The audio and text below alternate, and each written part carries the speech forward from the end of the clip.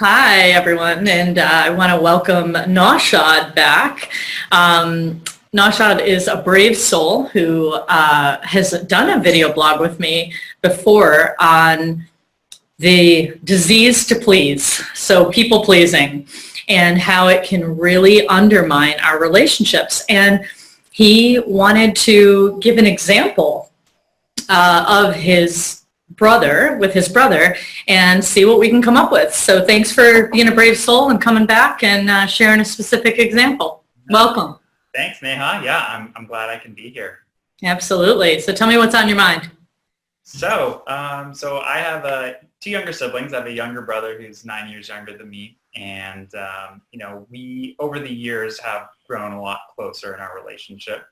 But, there's always been times where he wants to spend more time with me, and I kind of perceive that as him being the annoying little brother, right? Like wanting to get in my way, take over my attention, interrupt me when I'm doing things, and, I mean, he's kind of a grown man now, isn't he? I mean, he's a young man. He's 21 now. Yeah. Okay. So he's not like an annoying little brother. He's a young man. But yeah, he's a young man. So, I have an example even from this week where it was evening. I was actually doing some work. So I was actually writing letters to some of my friends and some of my clients for the holidays. So just sending wishes, and I had quite a few to get through. And so he came into my room and said, "Hello, how's it going?" And then he bugged me, "Come on, I want you to play Xbox with me. I got this brand new basketball game. Come play with me." I said, "No, I can't right now." But he said, "Please, please, please, I really want you to play with me." And I said, "Okay, just give me 5 minutes, okay?" And so, and I knew at that time it was going to take me longer than 5 minutes because I had a lot of stuff I had to get done. Yeah. And so he left the room. Probably about 10, 15 minutes later, he comes back in. He says, "Naushad, it's been 15, 20 minutes. What are you doing? Why are you still working?" I said, "I have to do this right now, but I'll play with you in a little bit." He's like, "No, come play with me now. I've been waiting for you and I have to go soon." I was like, "Okay, all right, I'll go. Let's do this now." So I kind of had to put aside what I was doing to appease my brother. So that's kind of what unfolded. All right. Well, here's the deal. The moment you started to cave, do you know the moment when he first came in and he said, "Will you play Xbox with me? I got this new basketball." I mean, he's trying to make it enticing, right? He's a good salesman. Yes. And you said, "No, I can't. I got to do this thing." So he knows that your no actually doesn't mean anything, right? So what does he do? He says, "Come on." And you said, "Okay, 5 minutes." You just made a level 5 agreement. You made a 5 minutes. So you know what he did? He probably looked at his watch and he's like, "Okay, 5 minutes. Yep. So you just gave him an agreement that you knew you couldn't keep even at the time. And then when he came back in, what do you do? Because then he starts guilting you because you knew it wasn't 5 minutes. Now it's 15 or 20. Now he's going to come in. He can blame you because he's right. You said 5 minutes. Now it's 15 or 20. He's got you. He's got you hooked, and you've got to go out there and play the game. So that's what you did, right? Yep. He totally guilt-tripped me. Yeah. Yeah, except tell me where you lost control of the situation, the very moment you lost control. It was right when he said, "Please." It was right when he said, "Please." But it was the first question, right after the first question, I said, "Not right now." He said, "Please, please." And then I felt sorry. I felt like I had to say yes. Yeah, and so what are you feeling sorry for? What are you worried about? I feel like I'm letting him down. Ah. Yeah. Except it's okay if you let you down. Yeah. It's okay if you don't get your cards out, or it's okay if you don't get enough sleep, or it's okay. So it's really interesting. You think you're going to let him down. Tell me growing up, when did you feel the most let down? Who did you feel the most let down by? Ooh. Oh, this is a good one. Who did I feel let down by?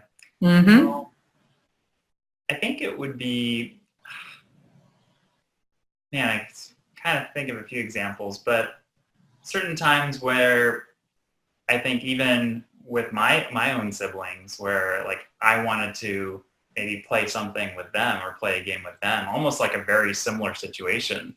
Yep. Right? Where like I wanted to do something like go to the park, but maybe they didn't want to go. Yeah, Like but they're pretty strong. I know your sister. I don't know your brother, but I know your sister's a pretty strong personality. Yeah. If she doesn't want to do something, she'll say, no, thank you. Exactly. Yeah. I know.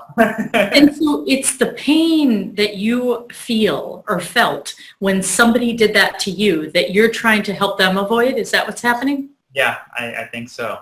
Okay, well, when they said no and you wanted to go to the park and you felt some pain, did you get over it? Yeah, I think once I'm out there, and I'm doing what I'm doing, like I think it's easier to move on and forgive that person. Yeah. So why wouldn't you allow them to go through their own process of when they feel disappointed because they've asked someone to do something, right? And you really don't want to do it, or you have other priorities, trusting that they can handle the disappointment and that they'll get over it. You're not only actually doing them a service, because when you do engage with them, they know you really want to be there. And also, outside of your household, they're going to get disappointed in the world. Yeah. And the most important thing is that these are all experiences that teach us. If you never get disappointed in your own home, you'll go out into the world and it will be a rude awakening. Yeah. And the other thing about it is, really, you're going to be able to have an authentic relationship with them. Not one that's based in guilt and feeling bad or feeling sorry for someone, but one that's actually based in shared joy and meaning.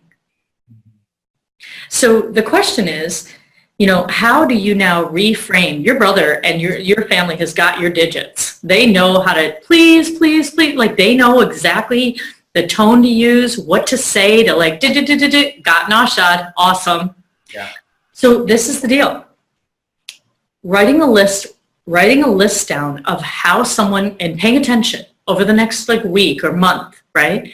How somebody gets you to do something that you don't want to do. Please, the tone of their voice, the look in their eyes, what they actually say that has you abandoning you in that moment. Mm-hmm. Once you realize what those triggers are, the next step becomes actually having a conversation, which is, hey guys, I'm starting to learn about my own communication. You can always blame it on my book because you saw me go through some of my book stuff. Yes. So, once you read a little bit there, or, hey, spoke to Neha about, some communication issues. And what I realized is a lot of times I say yes when I really mean no. Mm-hmm. And I end up afterwards feeling guilt-tripped or resentful. And really what I want is to show up and say yes when I mean yes and no when I mean no. And so things might change a little bit when you come and speak to me. And so I just want to give you a heads up that it's not personal to you. It's that I'm learning how to really say no when I mean no so that my yes really means something. Yeah. And this isn't about any of you. You haven't done anything wrong. But it might be a little uncomfortable because next time when you say, hey, Nashad, will you do this? And I say, thank you for asking, but no, I'm not interested in doing that. If you say it again, please, I really want you to do this. I'm going to say, well, I'm really glad you want to spend time with me, except right now isn't a good time. And you get to come up with as many ways as they come up with convincing you. You get to come up with that many ways to effectively hold your ground and decide that you're not going to swallow any conflict inside you. You're not going to take what's outside of you in conflict and put it inside. Yeah, I like that. Make sense? Yeah. All right. Tell me your takeaways. So my takeaways from that is, realizing that when I say no, it's not necessarily an attack on the other person. It's actually just letting them know this is what I'm feeling right now and that I have to take care of myself before, I agree to do something with you.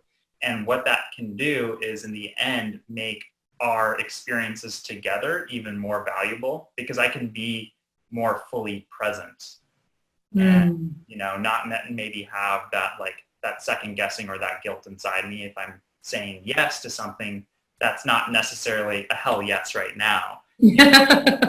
At some point in the future, or when the time is right, then I can be fully present in that experience. And I think that will create a more authentic connection. And it's trusting that other people can handle disappointment. You've had to handle it too. Yeah. And it's never pleasant, but it is true that if you just keep working on not disappointing another person, boy, it is every environment that you go into, you're going to be doing a very fancy dance. Yeah. Because it changes in every room. And the other piece around this is you want to take a moment to notice in romantic relationship, in family, when do you take things personally that aren't personal? Mm-hmm.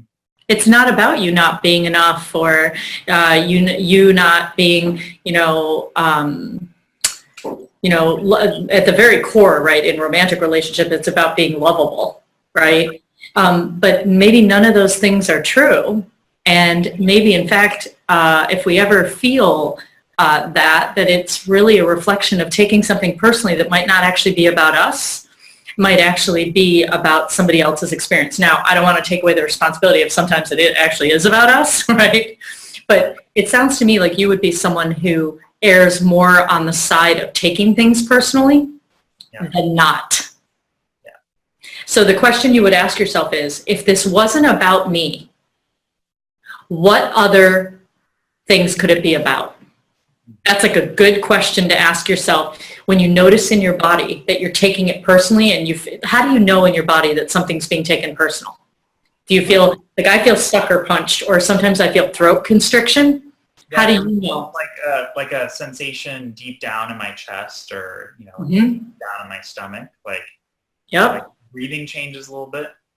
Yeah. So pay attention, because that's your first signal.